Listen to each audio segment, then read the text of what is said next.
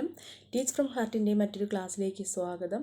ഇന്നത്തെ വീഡിയോ എന്ന് പറയുന്നത് 10ാം ക്ലാസ്സുകാരുടെ മൂന്നാമത്തെ ചാപ്റ്റർ, അതായത് പൊതുഭരണം എന്ന ചാപ്റ്ററിലെ രണ്ടാമത്തെ ക്ലാസ്സാണ്. ആദ്യത്തെ ക്ലാസ്സിൽ എന്താണ് പൊതുഭരണം, അതുപോലെ പൊതുഭരണത്തിൻ്റെ പ്രാധാന്യം, bureaucracy, Indian bureaucracy, e governance എന്നിവയെക്കുറിച്ചൊക്കെ നമ്മൾ മനസ്സിലാക്കി കഴിഞ്ഞു. ഇന്നത്തെ ക്ലാസ്സിൽ നമ്മൾ റൈറ്റ് ടു ഇൻഫർമേഷൻ, അതുപോലെ എന്താണ് information commission, Lokpal, Lokayukta, central vigilance commission, അതുപോലെ ഓംബുഡ്സ്മാൻ, ഇത്തരത്തിലുള്ള കുറച്ച് കാര്യങ്ങൾ കൂടി മനസ്സിലാക്കുമ്പോൾ ഈ ചാപ്റ്റർ നമുക്ക് കഴിയും. അപ്പോൾ നമുക്ക് ചാപ്റ്ററിലേക്ക് പോകാം. Right to information, page number 59 വരുമ്പോൾ റൈറ്റ് ടു ഇൻഫർമേഷൻ, അതായത് അറിയാനുള്ള അവകാശം. നമ്മൾ ഈ ചാപ്റ്ററിൻ്റെ തുടക്കത്തിലൊരു സുരേഷ് കുമാർ എന്ന് പറയുന്ന വ്യക്തി എന്ത് ചെയ്യുകയാണ്, വിവരാവകാശ കമ്മീഷന് അദ്ദേഹം ഒരു ലൈബ്രറിയെ സംബന്ധിക്കുന്ന വിവരങ്ങൾ അറിയാനായിട്ട് ലെറ്റർ അയക്കുന്നതോടുകൂടിയാണ് ഈ ചാപ്റ്റർ തുടങ്ങുന്നത്. അപ്പോൾ അതിന് റിപ്ലൈ കിട്ടുന്നതാണ് എന്തെന്ന് പറയുന്നത്, the reply to the application you have seen the beginning of the chapter is given above. You can collect information from any government officer about its working. നമുക്കപ്പോൾ അതിനുള്ള മറുപടി നമ്മൾ പഠിച്ചായിരുന്നു, എന്താണ് നമ്മൾ എന്താണോ അന്വേഷിക്കുന്നത് അതിനുള്ള മറുപടി തരാൻ അവർ ബാധ്യസ്ഥരാണെന്ന്. അപ്പോൾ അദ്ദേഹത്തിന് അതിൻ്റെ മറുപടി ലഭിച്ചിരിക്കുകയാണ്. ഇതുപോലെ നമുക്കും എന്ത് ചെയ്യാം, നമുക്ക് ഗവൺമെൻറ് സ്ഥാപനങ്ങളിലെ പ്രവർത്തനങ്ങളെക്കുറിച്ച് എന്തറിയണമെങ്കിലും നമുക്ക് എന്ത് ചെയ്യാം, ചോദിക്കാനും ആ വിവരങ്ങൾ നമ്മെ ധരിപ്പിക്കാനുമുള്ള ബാധ്യത ആർക്കുണ്ടായിരിക്കും, സർക്കാർ ഉദ്യോഗസ്ഥന്മാർക്കുണ്ടായിരിക്കും. People get this opportunity under the right to information act 2005. 2005 information act, ആ നിയമപ്രകാരമാണ് എന്ത് ചെയ്യുന്നത്, നമുക്ക് അതിനുള്ള അവസരം ലഭ്യമാകുന്നത്. എന്ത് വേണോ അറിയാനുള്ള അവസരം. Next, the efforts of Mazdoor Kisan Shakti Sanghadan of Rajasthan has led to the legislation of right information act. അതായത് രാജസ്ഥാനിലെ മസ്ദൂർ കിസാൻ ശക്തി സംഘാതൻ എന്നൊരു സംഘടന നടത്തിയ പ്രവർത്തനങ്ങളാണ് വിവരാവകാശ നിയമനിർമ്മാണത്തിലേക്ക് എന്ത് ചെയ്യുന്നത്, ഇതിനെ നയിക്കുന്നത്. The interventions of several organisation and social activist also help the passing of the right information act 2005. അതായത് 2005 ഈ വിവരാവകാശ നിയമം ഉണ്ടാകുന്നതിന് വേണ്ടിയിട്ട് ഒരുപാട് സംഘടനകൾ, അതുപോലെ സാമൂഹിക പ്രവർത്തനങ്ങളുടെ ഇടപെടലുകൾ, പ്രവർത്തകരുടെ ഇടപെടലുകൾ, ഇതെല്ലാം ഈ വിവരാവകാശ നിയമം ഉണ്ടാകുന്നതിന് വളരെയധികം സഹായിച്ചിട്ടുണ്ട്. ഇത് രാജ്യത്തെ നമ്മുടെ ഇന്ത്യയിലെ പൗരന്മാർക്ക് എല്ലാവർക്കും തന്നെ വിവരങ്ങൾ അറിയുവാനുള്ള അവകാശം നമുക്ക് ഉറപ്പുവരുത്തി തരുന്നതാണ്. The main objectives of this act are to prevent corruption. അതാണ് അഴിമതി. കറപ്ഷൻ മീൻസ് അഴിമതി തടയുക എന്നുള്ളത് തന്നെയാണ് ഏതിൻ്റെയും, ഈ നിയമത്തിൻ്റെയും 2005 നിലവിൽ വന്ന നിയമത്തിൻ്റെയും ഏറ്റവും പ്രധാനപ്പെട്ട ഉത്തരവാദിത്തം എന്ന് പറയുന്നത്. അതുപോലെ തന്നെ എന്താണ്, സ്ഥലങ്ങളുടെ കൈവശമുള്ള വിവരങ്ങൾ ആവശ്യപ്പെടുന്ന പക്ഷം എന്ത് ചെയ്യണം, പൗരന്മാർക്ക് അത് ലഭ്യമാക്കാനും ഈ നിയമത്തിലൂടെ കഴിയുന്നു. അപ്പോൾ അഴിമതി നിയന്ത്രിക്കുന്നതിനും ഉദ്യോഗസ്ഥന്മാർക്കിടയിൽ ഉത്തരവാദിത്ത ബോധം ഉണ്ടാക്കുന്നതിനുമെല്ലാം ഈ നിയമം മുഖേന സാധിക്കുന്നു. നെക്സ്റ്റ് എന്ന് പറയുന്നത് ഇൻഫർമേഷൻ കമ്മീഷൻ, വിവരാവകാശ commission. To perform the functions under the Right to Information Act, Information Commission are constituted at the national and state levels. എന്തിനു വേണ്ടിയിട്ടാണ്, ദേശീയ തലത്തിലും അതുപോലെ തന്നെ എന്താണ് സംസ്ഥാന തലത്തിലും ഈ ഇൻഫർമേഷൻ ആക്ടിൻ്റെ പ്രകാരം, വിവരാവകാശ കമ്മീഷൻ്റെ പ്രകാരം എന്ത് പ്രവർത്തിക്കുന്നുണ്ട്, നമുക്ക് ഈ വിവരങ്ങൾ അറിയുന്നതിനുള്ള വിവരാവകാശ കമ്മീഷന് രൂപം നൽകിയിട്ടുണ്ട്. അപ്പോൾ വിവരാവകാശ നിയമപ്രകാരമുള്ള അധികാരങ്ങൾ അത് പ്രയോഗിക്കുന്നതിനും ചുമതലകൾ നിർവഹിക്കുന്നതിനും ദേശീയ തലത്തിലും അതുപോലെ തന്നെ എവിടെയാണ്, സംസ്ഥാന തലത്തിലും നിരവധി ഓഫീസുകൾ, നിരവധി ഉദ്യോഗസ്ഥ വൃന്ദങ്ങൾ ഉണ്ടായിരിക്കുന്നതാണ്. There will be a chief information commissioner and not more than 10 members in the information commission. എന്താണ്, ഈ കമ്മീഷനിൽ ഒരു ഇൻഫർമേഷൻ കമ്മീഷൻ, മുഖ്യ വിവരാവകാശ കമ്മീഷൻ എന്നൊരു ഉദ്യോഗസ്ഥനുണ്ടായിരിക്കും. അതുപോലെ തന്നെ 10ൽ കൂടുതലാകാത്ത അംഗങ്ങളും ഈ വിവരാവകാശ കമ്മീഷനിൽ ഉണ്ടായിരിക്കും. അപ്പോൾ വിവരാവകാശ നിയമപ്രകാരമുള്ള അധികാരങ്ങൾ പ്രയോഗിക്കാനും അതുപോലെ ചുമതലകൾ നിർവഹിക്കാനും എന്തിനാണ്, കേന്ദ്ര തലത്തിലും സംസ്ഥാന തലത്തിലും വിവരാവകാശ കമ്മീഷന് രൂപം നൽകിയിട്ടുണ്ട്. മുഖ്യ വിവരാവകാശ കമ്മീഷണറും അതുപോലെ 10ൽ കൂടുതലാകാത്ത അംഗങ്ങളും ഈ വിവരാവകാശ കമ്മീഷനിൽ ഉണ്ടാവുകയും ചെയ്യും. If the authorities do not give or refuse to give the information or give wrong and unsatisfactory replies, one can approach the Information Commission and can file an appeal. നമ്മൾ ഒരു ബന്ധപ്പെട്ട അധികാരികളെ, if the authorities do not give, ഈ ബന്ധപ്പെട്ട അധികാരികളെ നമ്മൾ ഏതെങ്കിലും കാര്യത്തിന് സമീപിക്കുമ്പോൾ അവർ നമുക്ക് സാറ്റിസ്ഫൈഡ് ആയിട്ടുള്ള, നമുക്ക് തൃപ്തികരമായ മറുപടി തന്നില്ല എങ്കിൽ, അല്ലെങ്കിൽ റോങ് ആയിട്ടുള്ള ഇൻഫർമേഷനോ അങ്ങനെ എന്തെങ്കിലുമാണ് തരുന്നതെങ്കിൽ നമുക്ക് ആരെ അപ്രോച്ച് ചെയ്യാവുന്നതാണ്? ഈ ഇൻഫർമേഷൻ കമ്മീഷനെ നമുക്ക് വിവരം അറിയിക്കാവുന്നതാണ്. അതുപോലെ if the commission is convinced A fine of Rs 250 per day can be imposed on the employee concerned till the information is given. അങ്ങനെ ഈ കമ്മീഷന് ബോധ്യപ്പെടുകയാണെങ്കിൽ, നമ്മൾ പരാതി അവർക്ക് നൽകുമ്പോൾ കമ്മീഷന് ബോധ്യപ്പെട്ടാൽ വിവരങ്ങൾ നൽകുന്നത് വരെ, നമ്മൾ ചോദിച്ച വിവരങ്ങൾ നമുക്ക് ലഭ്യമാകുന്നത് വരെ എന്ത് ചെയ്യണം? ഇവരെ കൊണ്ട് ഫൈൻ അടപ്പിക്കും. അതായത് ഓരോ ദിവസവും ബന്ധപ്പെട്ട ഉദ്യോഗസ്ഥൻ 250 രൂപ വീതം എന്ത് നൽകേണ്ടതുണ്ട്? ഇത് നമുക്ക് സേവനം ലഭ്യമാകുന്ന ദിനം വരെ 250 രൂപ വെച്ച് പിഴ നൽകേണ്ടതായിട്ടുണ്ട്. അതിനുള്ള അധികാരവും ആർക്കുണ്ടെന്നാണ് പറയുന്നത്? ഇൻഫർമേഷൻ കമ്മീഷന്, വിവരാവകാശ കമ്മീഷന് ഉണ്ടെന്നാണ് പറയുന്നത്. അപ്പോൾ നമുക്ക് നമ്മുടെ ഭരണത്തിന് കീഴിൽ എന്ത് കാര്യം അറിയുന്നതിനുള്ള അവകാശമുണ്ടായിരിക്കും. അത് നമ്മൾ അവരോട് ചോദിക്കുമ്പോൾ നമുക്ക് തൃപ്തികരമായ മറുപടി തന്നില്ല എങ്കിലും, അതുപോലെ തെറ്റായിട്ടുള്ളതുമാണ് വിവരങ്ങളാണ് തരുന്നതെങ്കിൽ നമുക്ക് ആരെ സമീപിക്കാം? ഇൻഫർമേഷൻ കമ്മീഷനെ സമീപിക്കാം.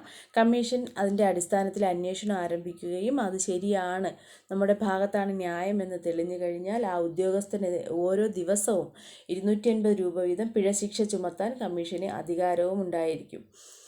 അതുപോലെ തന്നെ ഗവൺമെൻറ് ഓഫീസുമായി ബന്ധപ്പെട്ട ഒരുപാട് കാര്യങ്ങൾ, ഫയൽസ്, ഡോക്യുമെൻറ്റ്സ്, അതുപോലെ circular, memos, advice orders, agreements, statistics, reports, log books, press notes, ഒരുപാട് കാര്യങ്ങളുണ്ടല്ലോ ഒരു ഓഫീസുമായിട്ട് ബന്ധപ്പെട്ട ഫയലുകൾ, രേഖകൾ, പ്രമാണങ്ങൾ, അതുപോലെ മെമ്മോകൾ, സർക്കുലറുകൾ, ഉത്തരവുകൾ, കരാറ്, സ്ഥിതിവിവരക്കണക്ക്, റിപ്പോർട്ട്, ഇങ്ങനെയുള്ള ഏതിനെക്കുറിച്ചും നമുക്ക്, ലോഗ് ബുക്ക്, ഏതിനെക്കുറിച്ചും നമുക്ക് എന്ത് ചെയ്യാനുള്ള അധികാരമുണ്ട്? അറിയാനുള്ള അധികാരം ഉണ്ടായിരിക്കും. ഇതെല്ലാം നമ്മൾ പൊതുവിവരത്തിൽ പെടുന്നതാണ്. ഈ വിവരങ്ങൾ അറിയാനുള്ള അവകാശം എന്നത് ആര് നടപ്പിലാക്കി തരേണ്ടതാണ്? സർക്കാർ സ്ഥാപനങ്ങളിലെ ഉദ്യോഗസ്ഥന്മാരുടെ കടമയാണ്. അപ്പോൾ ഇങ്ങനെ സർക്കാർ സ്ഥാപനങ്ങളും സർക്കാർ ധനസഹായം നൽകുന്ന സ്ഥാപനങ്ങൾ, അപ്പോൾ ഇവരുടെ നിയന്ത്രണത്തിലുള്ള വിവരങ്ങൾ പരിശോധിക്കുന്നതിനും പകർപ്പ് ആവശ്യപ്പെടുന്നതിനുമെല്ലാം നമുക്ക് അധികാരമുണ്ട്. എന്നാൽ രാജ്യത്തിൻ്റെ സുരക്ഷയും അഖണ്ഡതയും ഒക്കെ ബാധിക്കുന്ന വിവരങ്ങൾ ഒരിക്കലും അവർ നമുക്ക് പാസ് ചെയ്യണമെന്ന് നിർബന്ധമില്ല. അതുപോലെ കോടതി പരിഗണനയിലുള്ള കാര്യങ്ങൾ, ഒരു വ്യക്തിയുടെ സ്വത്തിനും ജീവനും ഭീഷണിയാകുന്നവ, ഇങ്ങനെയുള്ള വിവരങ്ങൾ വെളിപ്പെടുത്തിയില്ലെങ്കിലും അവർക്ക് എന്തുണ്ടാകില്ല? പ്രോബ്ലം ഉണ്ടാകില്ല. നമുക്ക് നിയമപരമായി ലഭിക്കേണ്ടത് മാത്രമേ നമുക്ക് അന്വേഷിച്ച് അറിയാനുള്ള അവകാശം ഉണ്ടായിരിക്കുകയുള്ളൂ. നെക്സ്റ്റ്, റൈറ്റ് ടു സർവീസ്, സേവനാവകാശം. A board exhibited in a government office is given. നമ്മൾ ഇങ്ങനെ ഒരു ബോർഡ് മിക്കവാറും എല്ലാ ഗവൺമെൻറ് ഓഫീസുകളിലും കണ്ടിട്ടുണ്ടാവും. സേവനാവകാശ നിയമം, പരീക്ഷാഭവനിൽ പൊതുജനങ്ങൾക്ക് ലഭ്യമാകുന്ന സേവനങ്ങൾ, ഇവിടെ ഒരു ബോർഡ് കൊടുത്തിട്ടുണ്ട്. വിവിധ പരീക്ഷകളുടെ നടത്തിപ്പ്, 10ാം ക്ലാസ് പഠനം പൂർത്തിയാക്കിയ കുട്ടികളുടെ ജനനത്തീയതി തിരുത്തൽ, അതുപോലെ ഗ്രേസ് മാർക്ക് ഉൾപ്പെടുത്തി കാർഡ് നൽകൽ, ഇങ്ങനെയൊക്കെയുള്ള ബോർഡുകൾ നമ്മൾ ഒരുപാട് കണ്ടിട്ടുള്ളതാണ്. From this we can identify the services given from the government office. നമുക്ക് ഇവിടെ നിന്നാണ്? സർക്കാർ ഓഫീസുകളിൽ നിന്നും ഈ ലഭിക്കുന്ന സേവനങ്ങളാണ് ഇവയൊക്കെ. റൈറ്റ് ടു സർവീസ് ആക്ട്, സേവനാവകാശ നിയമം, is a law which ensure service to the people. ജനങ്ങൾക്ക് സേവനം ഉറപ്പുവരുത്തുന്നതിന് വേണ്ടിയിട്ടുള്ള നിയമമാണ് ഏതെന്ന് പറയുന്നത്? സേവനാവകാശ നിയമം, അല്ലെങ്കിൽ റൈറ്റ് ടു സർവീസ് എന്ന് പറയുന്നത്. This law determines the time limit for every service given by a government office. എന്ത് ചെയ്യണം? സമയബന്ധിതമായി കാര്യങ്ങൾ ഉറപ്പാക്കണം. അതാണ് സേവനാവകാശത്തിൻ്റെ പ്രത്യേകത. ഈ നിയമം എന്ന് പറയുന്നത്, this law determines the time limit for every service given by a government office. അപ്പോൾ എല്ലാ ഗവൺമെൻറ് ഓഫീസിലും എന്ത് ചെയ്യണം? സമയബന്ധിതമായി ഈ കാര്യങ്ങൾ നടപ്പിലാക്കണം. If the deserved service is not given within this time limit ഈ പറഞ്ഞേക്കുന്ന സമയത്തിനകത്ത് എന്ത് ചെയ്തില്ലെങ്കിൽ, സേവനം ലഭ്യമായില്ലെങ്കിൽ the responsible employee should pay fine. എന്ത് ചെയ്യണം? ഉത്തരവാദിത്തപ്പെട്ട ആ ഉദ്യോഗസ്ഥൻ എന്ത് ചെയ്യേണ്ടതുണ്ട്? ഫൈൻ കൊടുക്കേണ്ടതായിട്ട് വരും. As per the right to service act an officer is appointed in every government office to give guidance and proper help to the applicants. അപ്പോൾ ഈ സേവനാവകാശ നിയമത്തിൻ്റെ കീഴിൽ എല്ലാ ഗവൺമെൻറ് ഓഫീസുകളിലും ആരുണ്ടാകും? ഒരു ഓഫീസർ ഉണ്ടാകും. എന്തിനു വേണ്ടിയിട്ടാണ്? നമ്മളെപ്പോലെയുള്ള ആപ്ലിക്കൻറ്റിന് വേണ്ടിയിട്ട്, നമ്മൾ എന്തെങ്കിലും സംശയങ്ങളുമായിട്ട് ചെല്ലുന്നവർക്ക് ഹെൽപ്പ് നൽകുന്നതിനും അതുപോലെ തന്നെ അതിൻ്റെ ബാക്കി കാര്യങ്ങളൊക്കെ പറഞ്ഞു തരുന്നതിനും എല്ലാ ഗവൺമെൻറ് ഓഫീസുകളിലും ഇങ്ങനൊരു ഉദ്യോഗസ്ഥൻ ഉണ്ടാകും. Due to the continued intervention of the civil society. അപ്പോൾ ഇങ്ങനെയുള്ള നമ്മുടെ ഈ പൊതുസമൂഹത്തിൻ്റെ തുടർച്ചയായ ഈ ഇടപെടലുകളും ആവശ്യപ്പെടലുകളൊക്കെ കാരണം governments have also taken some other steps to make administration more efficient. Government മറ്റു ചില മുൻകരുതലുകൾ കൂടി എടുത്തിട്ടുണ്ട് നമുക്ക് വേണ്ടിയിട്ട്. പൊതുസമൂഹത്തിൻ്റെ നിരന്തരമായ ഇടപെടലും ആവശ്യവും ഒക്കെ പരിഗണിച്ച് എന്ത് ചെയ്തിട്ടുണ്ട്? ഗവൺമെൻറ് പൊതുഭരണം കാര്യക്ഷമമാക്കുന്നതിന് മറ്റു ചില നടപടികൾ കൂടി കൈക്കൊണ്ടിട്ടുണ്ട്. അപ്പോൾ സേവന അവകാശം എന്ന് പറഞ്ഞാൽ നമ്മൾ സർക്കാർ ഓഫീസുകളിൽ എന്ത് ചെയ്യണം? ഏതെങ്കിലും ആവശ്യത്തിന് നമ്മൾ എന്തെങ്കിലും സേവനവുമായിട്ട് ചെന്നാൽ അവർ നമുക്ക് സമയബന്ധിതമായ, അതാണ് ഈ സേവനാവകാശത്തിൻ്റെ പ്രത്യേകത, ടൈം ലിമിറ്റ് ആയിരിക്കണം. ആ പറഞ്ഞേക്കുന്ന സമയത്തിനകത്ത് നമുക്ക് എന്ത് ലഭിച്ചിരിക്കണം? ആ വിവരത്തെക്കുറിച്ച് അറിയാനുള്ള അവകാശം ഉണ്ടായിരിക്കും. അങ്ങനെ നമുക്ക് ആ വിവരം നൽകിയില്ല എങ്കിൽ ഏത് ഉദ്യോഗസ്ഥനാണോ അതിന് ബാധ്യസ്ഥനായിട്ടുള്ളത് അദ്ദേഹത്തിൻ്റെ മേൽ എന്ത് ചുമത്തുന്നതായിരിക്കും? പിഴ ഈടാക്കുന്നതായിരിക്കും. ഓരോ സർക്കാർ ഓഫീസിലും എന്ത് നൽകും? ഈ സേവനങ്ങൾ ലഭ്യമാക്കുന്നതിനുള്ള കാര്യങ്ങൾ നമുക്ക് പറഞ്ഞു തരുന്നതിന് വേണ്ടിയിട്ട്, അതുപോലെ അപേക്ഷകർക്ക് മാർഗനിർദ്ദേശം കൊടുക്കുന്നതിനുമൊക്കെ ഒരു ഉദ്യോഗസ്ഥൻ ഇപ്പോഴും ഉണ്ടാവും. നമ്മുടെ പൊതുസമൂഹത്തിൻ്റെ ഇങ്ങനെയുള്ള നിരന്തരമായ ഇടപെടലുകളോ ആവശ്യങ്ങളോ ഒക്കെ പരിഗണിച്ച് മറ്റു ചില കാര്യങ്ങൾ കൂടി സർക്കാരുകൾ എന്ത് ചെയ്തിട്ടുണ്ട്? നടപടികൾ സ്വീകരിച്ചിട്ടുണ്ട്. അവ ഏതെല്ലാമാണെന്ന് നമുക്ക് നോക്കാം. ലോക്പാൽ ആൻഡ് ലോകായുക്ത. ലോക്പാലും ലോകായുക്തയും. Lokpal and Lokayukta are institutions constituted to prevent corruption at administrative, bureaucratic and political levels. ലോക്പാലും ലോകായുക്തയും എന്തിനു വേണ്ടി നിലകൊള്ളുന്ന സ്ഥാപനങ്ങളാണ്? അതായത് കറപ്ഷൻ അറ്റ് അഡ്മിനിസ്ട്രേറ്റീവ്, ഭരണതലത്തിലുള്ള അഴിമതി, ഭരണതലത്തിൽ മാത്രമല്ല ബ്യൂറോക്രാറ്റിക് ആൻഡ് പൊളിറ്റിക്കൽ ലെവൽ, രാഷ്ട്രീയ രംഗത്തെയും അതുപോലെ ഉദ്യോഗസ്ഥ വൃന്ദത്തിലെയും ഉദ്യോഗസ്ഥന്മാർക്കിടയിലുള്ളതും ഭരണതലത്തിലുമുള്ള അഴിമതികളെ പ്രിവെൻറ്റ് ചെയ്യുന്നതിന്, തടയുന്നതിന് വേണ്ടി നിലവിൽ വന്നിട്ടുള്ളതാണ് ഏതൊക്കെ? ലോക്പാലും ലോകായുക്തയും. The institution constituted at the national level, ദേശീയ തലത്തിൽ പ്രവർത്തിക്കുന്നത് എന്തിനാണ്? To prevent corruption is Lokpal. ദേശീയ തലത്തിലുള്ള അഴിമതികളെ നിയന്ത്രിക്കുന്നതിന് വേണ്ടി നിലകൊള്ളുന്നത് ലോക്പാലും, അതുപോലെ സംസ്ഥാന തലത്തിലുള്ള അഴിമതികളെ നിയന്ത്രിക്കുന്നതിന് വേണ്ടിയിട്ടുള്ളത് ലോകായുക്തയും. രണ്ടും കൂടി തിരിഞ്ഞു പോകരുത്. ലോക്പാൽ എന്ന് പറയുന്നത് ദേശീയ തലത്തിലുള്ള അഡ്മിനിസ്ട്രേറ്റീവ്, ബ്യൂറോക്രാറ്റിക് ആൻഡ് പൊളിറ്റിക്കൽ ലെവലിലുള്ള കറപ്ഷനെ പ്രിവെൻറ്റ് ചെയ്യുന്നതിന് വേണ്ടിയിട്ടാണ്. എവിടെയാണ്? ദേശീയ തലത്തിലുള്ള ഭരണതലത്തിലും ഉദ്യോഗസ്ഥ തലത്തിലും രാഷ്ട്രീയ തലത്തിലുമുള്ള അഴിമതിയെ നിയന്ത്രിക്കുന്നതിന് വേണ്ടി ദേശീയ തലത്തിൽ രൂപം കൊണ്ടിട്ടുള്ളത് Lokpal. Lokpal has the power to register cases on issues of corruption against employees and public workers and can suggest necessary actions. എന്ത് ചെയ്യാനാണ്?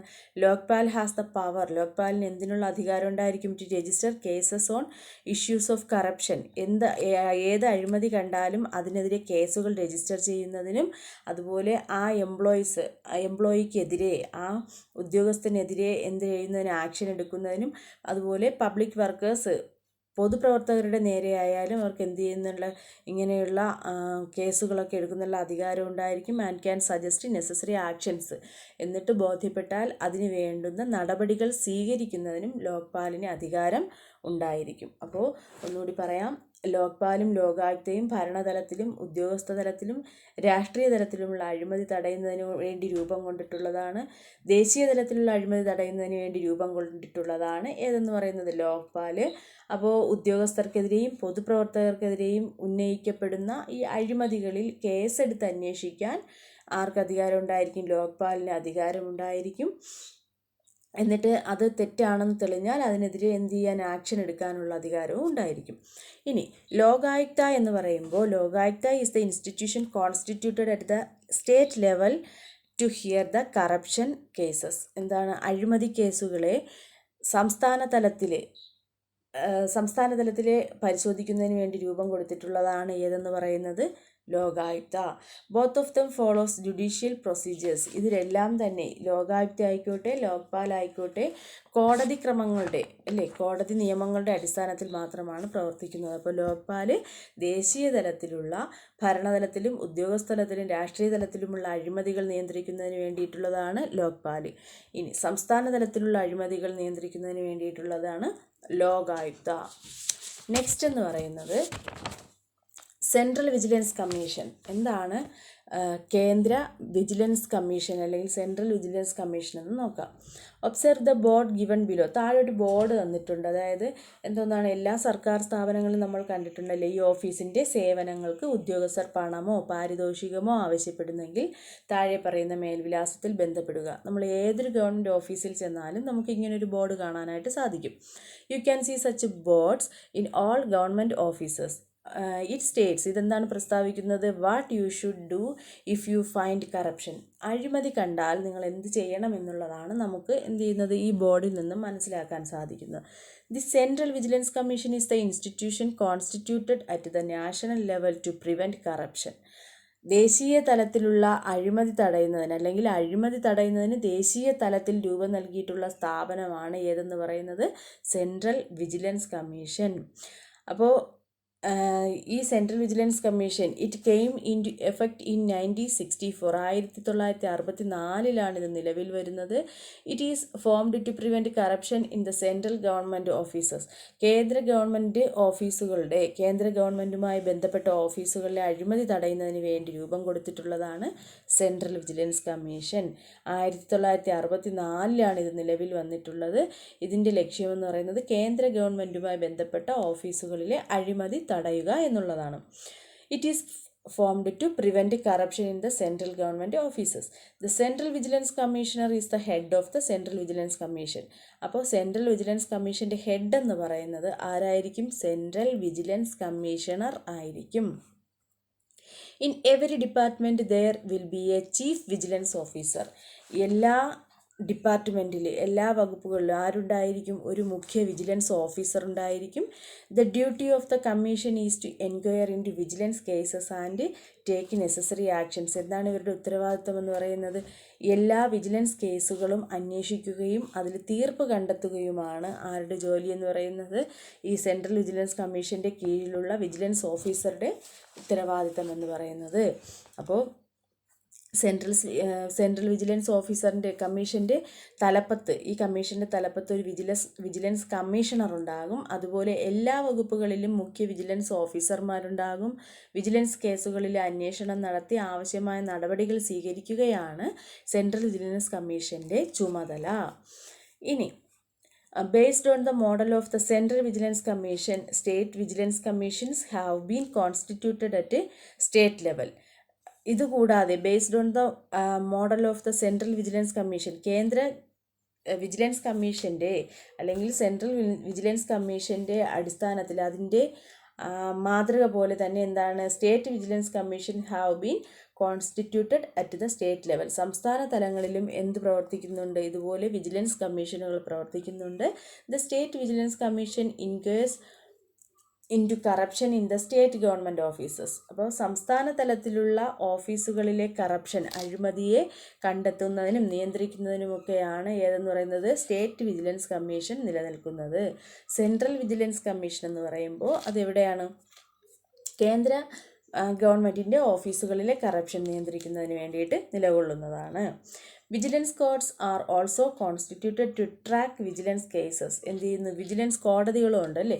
വിജിലൻസ് കോടതികളും എന്ത് ചെയ്യുന്നതിനാണ്? വിജിലൻസ് കേസുകളിൽ തീർപ്പ് കൽപ്പിക്കുന്നതിന് വേണ്ടിയിട്ട് വിജിലൻസ് കോടതികളും ഇന്ന് നിലവിലുണ്ട്. അപ്പോൾ തിരിഞ്ഞു പോയത് സെൻട്രൽ വിജിലൻസ് കമ്മീഷനും സ്റ്റേറ്റ് വിജിലൻസ് കമ്മീഷനും ഉണ്ട്. ഇനി ഓംബുഡ്സ്മാൻ. എന്താണ് ombudsman?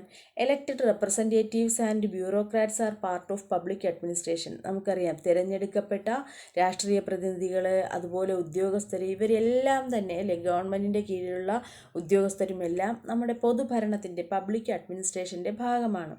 Complaints can be filed against their corruption. അപ്പോൾ നമുക്ക് എന്ത് ചെയ്യാം? പരാതികളുണ്ടെങ്കിൽ, അവരുടെ അഴിമതിക്ക് എതിരെ പരാതികളുണ്ടെങ്കിൽ നമുക്ക് എന്ത് ചെയ്യാനുള്ള അധികാരമുണ്ട്? Corruption, nepotism or financial misappropriation or negligence of duties. Ombudsman is constituted for these purpose. അപ്പോൾ നമുക്ക് ഇവർക്കെതിരെ എന്തെങ്കിലും പരാതികൾ, അതായത് ഇവരുടെ ചുമതലകളിൽ വീഴ്ചകളുണ്ടെങ്കിലോ, അതുപോലെ ഇവർ ധന ദുർവിനിയോഗം നടത്തുന്നുവെങ്കിലോ, എന്തെങ്കിലും പാർഷ്വാലിറ്റി, സ്വജന പക്ഷപാതം കാണിക്കുന്നു, അഴിമതി ചെയ്യുന്നു, ഇതെന്തെങ്കിലും നമുക്ക് ബോധ്യപ്പെട്ടാൽ അതിനെതിരെ എന്ത് ചെയ്യുക? ഓംബുഡ്സ്മാന് നമുക്ക് പരാതി നൽകാവുന്നതാണ്. A retired judge of the high court is appointed as the ombudsman. ആരെയാണ് ഓംബുഡ്സ്മാനായി നിയമിക്കുന്നത്? അതായത് സർവീസിൽ നിന്നും വിരമിച്ച ഹൈക്കോടതി ജഡ്ജിയെയാണ് ആരായിട്ട് നിയമിക്കുന്നത്? ഓംബുഡ്സ്മാനായി നിയമിക്കുന്നത്. On receiving complaints, the ombudsman has the power to summon anyone and can order enquiry and recommended actions. എന്താണ് ഈ ഓംബുഡ്സ്മാന്? ജനങ്ങളിൽ നേരിട്ട് വേണമെങ്കിൽ നമുക്ക് പരാതിയുമായി അദ്ദേഹത്തെ സമീപിക്കാം. പരാതി ലഭിച്ചാൽ എന്ത് ചെയ്യാനാണ്? ആരെയും വിളിച്ചു വരുത്തി എന്ത് ചെയ്യണം? അന്വേഷിക്കണം. അതുപോലെ ആ അന്വേഷണത്തിൽ തീർപ്പ് കൽപ്പിച്ച് നടപടി ശുപാർശ ചെയ്യാനും ഈ ഓംബുഡ്സ്മാന് അധികാരമുണ്ടായിരിക്കും. ആദ്യകാലത്ത് ഇത് നിലവിൽ വന്നത് എന്ന് പറയുന്നത്, ombudsman has its beginning in banking sector. നമ്മുടെ ബാങ്കിങ് മേഖലയിൽ, ബാങ്കിങ് രംഗത്താണ് ഇത് ആദ്യകാലത്ത് നിലവിൽ വന്നത്. എന്തിനു വേണ്ടിയിട്ടാണ്? To hear the complaints of clients and rectify them. പരാതികൾ, ബാങ്കിങ് രംഗത്തെ പരാതികൾ കേൾക്കുന്നതിനും പരിഹരിക്കുന്നതിനും വേണ്ടിയാണ് ആദ്യം ഓംബുഡ്സ്മാൻ നിലവിൽ വന്നത്. പിന്നീടാണ് അത് വ്യാപകമായി ഉദ്യോഗസ്ഥന്മാർക്കെതിരെയും രാഷ്ട്രീയ തലത്തിലുള്ള അഴിമതി ചെയ്യുന്നവർക്കെതിരെയും ഉള്ളതായിട്ട് നിലവിൽ വരുന്നത്. അപ്പോൾ ഓംബുഡ്സ്മാനെ നിയന്ത്രിക്കുന്നത് ആരാണ്? ഓംബുഡ്സ്മാനായി നിയമിക്കുന്നത് ആരെയായിരിക്കും? ഹൈക്കോടതി നിന്ന് വിരമിച്ച retired judge of the high court, അതായിരിക്കും ഓംബുഡ്സ്മാൻ. അപ്പോൾ സെൻട്രൽ വിജിലൻസ് കമ്മീഷൻ എന്താണെന്ന് നമ്മൾ മനസ്സിലാക്കി അല്ലേ? സെൻട്രൽ വിജിലൻസ് കമ്മീഷൻ പഠിച്ചു. ഓംബുഡ്സ്മാൻ, ലോക്പാൽ, ലോകായുക്ത.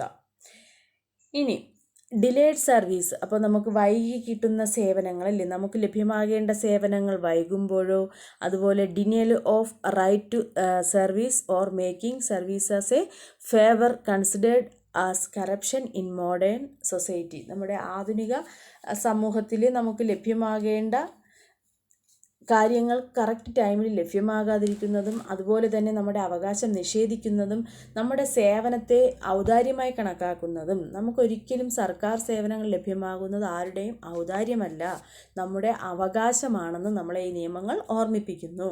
നമുക്ക് കിട്ടേണ്ടുന്ന അവകാശങ്ങളാണ് അത്, അല്ലാതെ ഒരു സർക്കാർ ഉദ്യോഗസ്ഥനും നമുക്ക് ചെയ്തു തരുന്ന ഔദാര്യങ്ങളല്ല അല്ലേ? നമ്മൾ ഈ ചാപ്റ്ററിൻ്റെ തുടക്കത്തിൽ തന്നെ പഠിച്ചു, ഗവൺമെൻറ്റിൻ്റെ പ്രവർത്തനങ്ങളെ സുതാര്യമാക്കുന്നതിനും എളുപ്പമാക്കുന്നതിനും വേണ്ടിയിട്ട് ഗവൺമെൻറ്റിനെ സഹായിക്കുന്നവരാണ് ഈ ഗവൺമെൻറ് ഉദ്യോഗസ്ഥരെന്ന് പറയുന്നത്. അപ്പം നമുക്ക് കിട്ടേണ്ടുന്ന അവകാശങ്ങൾ ഗവൺമെൻറ് അവരിലൂടെ നമ്മളിൽ എത്തിക്കുകയാണ്. അതൊരിക്കലും നമുക്ക് ആരുടെ ഔദാര്യമല്ല, നമ്മുടെ അവകാശങ്ങളാണ്. അപ്പോൾ സർക്കാർ സേവനം ആരുടെയും ഔദാര്യമല്ലെന്നും നമ്മുടെ അവകാശമാണെന്നുമുള്ള ഒരു കാഴ്ചപ്പാടാണ് നമുക്ക് എന്ത് ചെയ്യുന്നത്, ഈ ചാപ്റ്ററിലൂടെ മനസ്സിലാക്കാൻ സാധിക്കുന്നത് അല്ലേ? ഈ ചാപ്റ്ററിലൂടെ നമുക്ക് ഒരുപാട് കാര്യങ്ങൾ മനസ്സിലാക്കാൻ സാധിച്ചു. നമുക്ക് ലഭ്യമാകേണ്ട നിയമങ്ങളെക്കുറിച്ചും, അല്ലെങ്കിൽ ആ നിയമങ്ങൾ ലഭ്യമായില്ലെങ്കിൽ നമുക്ക് ആരെ സമീപിക്കാം എന്നതിനെക്കുറിച്ചെല്ലാം നമുക്ക് ഒരുപാട് നിങ്ങൾക്ക് അറിവില്ലാത്ത കാര്യങ്ങൾ നമ്മൾ ഈ ചാപ്റ്ററിലൂടെ മനസ്സിലാക്കി. അപ്പോൾ നമ്മൾ സർക്കാർ ഓഫീസുകളിൽ ചെന്ന് എന്ത് ചെയ്യേണ്ട ആവശ്യമില്ല, ഇങ്ങനെ നമ്മുടെ സേവനം ലഭ്യമാകുന്നതിന് വേണ്ടി ഓരോ തവണയും കയറി ഇറങ്ങി അതിൻ്റെയൊന്നും ആവശ്യമില്ല. നമുക്ക് കിട്ടേണ്ടുന്ന അവകാശങ്ങളാണിതെല്ലാം. ഇത് നമുക്ക് എന്ത് ചെയ്യാൻ പറ്റും? ഈ അവകാശങ്ങൾ നിഷേധിക്കപ്പെട്ടാൽ ഇതിനെതിരെ നമുക്ക് എന്ത് ചെയ്യാൻ പറ്റും? കേസ് ഫയൽ ചെയ്യാനും അതിന് അന്വേഷിക്കാനും ബന്ധപ്പെട്ട ഉദ്യോഗസ്ഥർ ഫൈൻ വരെ കൊടുക്കാനും നിർബന്ധിതരാകുന്ന നിയമം നമുക്കുണ്ട്. അപ്പോൾ ഇത്രയുമാണ് മൂന്നാമത്തെ ചാപ്റ്റർ പബ്ലിക് അഡ്മിനിസ്ട്രേഷനിൽ നിന്നും പഠിക്കാനുള്ളത്. അപ്പോൾ എല്ലാവരും നന്നായി പഠിക്കുക. വീഡിയോ ഇഷ്ടമായെങ്കിൽ മറ്റുള്ളവരിലേക്ക് കൂടി ഷെയർ ചെയ്യുക. നാലാമത്തെ ചാപ്റ്ററുമായി നമുക്ക് അടുത്ത ക്ലാസ്സിൽ കാണാം. താങ്ക്